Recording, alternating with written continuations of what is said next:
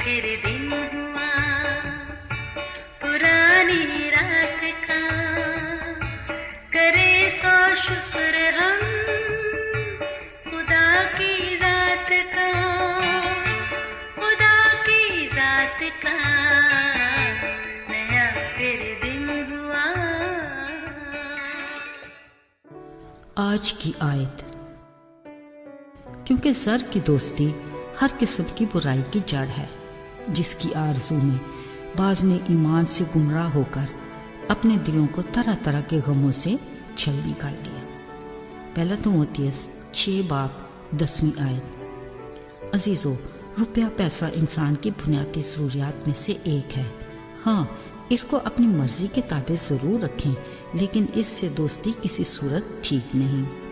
बिलाशुबा इसके हसूल के लिए मेहनत मशक्क़त हमारी जिम्मेदारियों में शामिल है।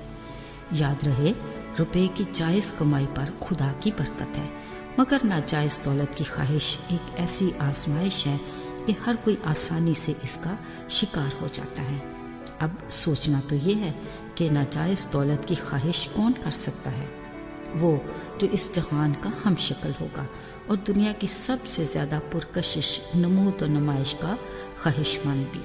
अजीज़ों, हर दौर में इस रेस में शामिल होने वाले बहुत से हैं जो मुआशरे में अपनी वक्ती इज़्ज़त और ख़ुद साख्ता ऊंचा मुकाम हासिल करने के मुतमन्नी हैं। इस हवस के भूखे लोग दिनों में दौलतमंद बनने के लिए जायज़ और नाजायज़ हरबे इस्तेमाल करते हैं। देखिए, रुपए की ख्वाहिश बुरी नहीं, मगर इसको अपनी ज़िंदगी का मकसद ही बना लेना या ज़िंदगी में हर चीज़ में अव्वल दर्जा देना यकीनन हमारी सोच से भी बढ़कर ख़तरनाक है। खुदा का कलाम सर की दोस्ती को बुराई की एक जड़ से तशबीह देता है। ये जड़ फूट कर एक ऊंचा, बड़ा और मजबूत दरख्त बन जाती है। फिर इस दरख्त पर बुराई के ऐसे फल लगते हैं जिन पर काबू रखना इंसानी बस में नहीं रहता। मसलन लालच, हसद, धोखेबाजी, फरेब, चोरी, ज़नाकारी, गुस्सा, तफरके और न जाने क्या क्या, जो मज़ीद बुराई को जन्म देते हैं, जिसके बायस इंसान तो गुमराह होता ही है, मगर मुआशरा भी संगीन बदहाली का शिकार हो जाता है। अजीज़ों, अगर हम कहें कि सर की दोस्ती एक लानत है तो कुछ गलत तो ना होगा।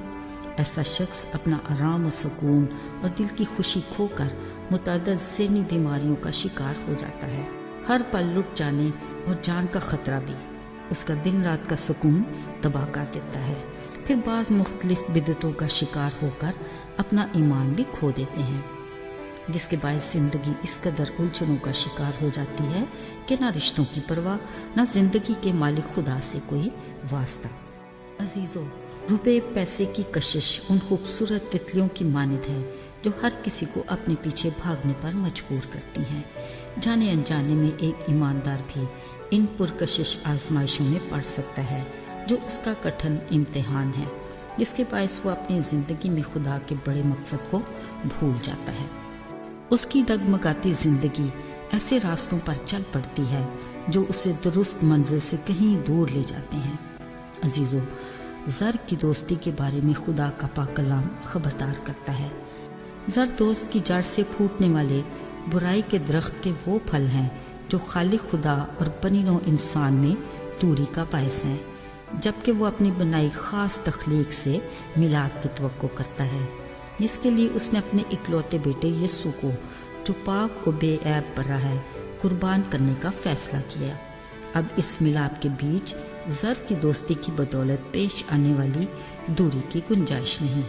खुदा का कलाम वाज़े लफ्ज़ों में आगाह करता है, कोई नौकर दो मालिकों की खिदमत नहीं कर सकता, या तो एक से अदावत रखेगा और दूसरे से मोहब्बत, या एक से मिला रहेगा और दूसरे को नाचीज़ जानेगा।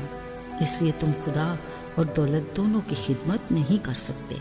अब इसका फैसला हमारी आज़ाद मर्जी पर है, या तो हम खुदा से नाता जोड़े रखें या दौलत को अजीज जानें। याद रहे, अगर हम दोनों से ताल्लुक़ रखना चाहते हैं तो बात पक्की कि हम किसी के भी वफादार नहीं। भला खुदा का दौलत से क्या मेल?